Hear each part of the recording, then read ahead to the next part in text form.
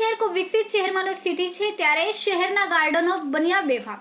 અમરોલી વિસ્તારમાં Kosad lake garden 2 વર્ષથી કોઈ જાતની જાળવણી અને કોઈ કામગીરી કરવામાં આવતી નથી। લોકો દ્વારા વારંવાર રજૂઆત કરવા છતાં અધિકારી પણ જવાબ આપતા નહોતા તેવી લોકોએ જાણ કરી।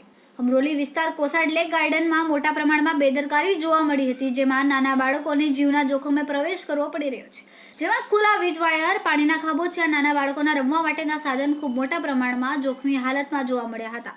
આ અધિકારીઓ ગાર્ડનનો સહારો બનશે કે પછી જોવાનું રહ્યું કે આ જાનહાનિનો ભોગ બનનારનો જવાબદાર સુરત મહાનગરપાલિકા રહેશે। કેમેરામેન સેનિલ વિરાણી સાથે વિશાલ શેઠા, માનવ પ્રભા ન્યૂઝ, સુરત।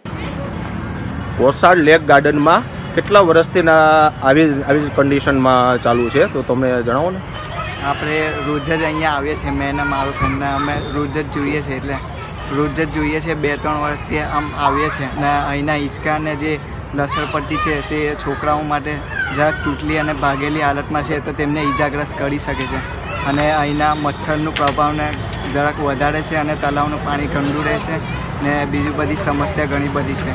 તમે અત્યારે સુધીમાં આવનારા સમયમાં પણ ઘણા સમયથી જોવો છો, આવનારા સમયમાં તમે કમ્પ્લેન કરીએ છીએ, પણ આનો કોઈ સુધારો આવે છે કે નથી આવતો? હમણાં સુધી કમ્પ્લેન કરી છે પણ કોઈ સુધારો જોવા મળતું નથી। એસએમસી વાળા આવેલા, થોડુંક કરીને ચાલ્યા ગયા, પછી કશું સુધારો જોવા નહીં મળ્યો।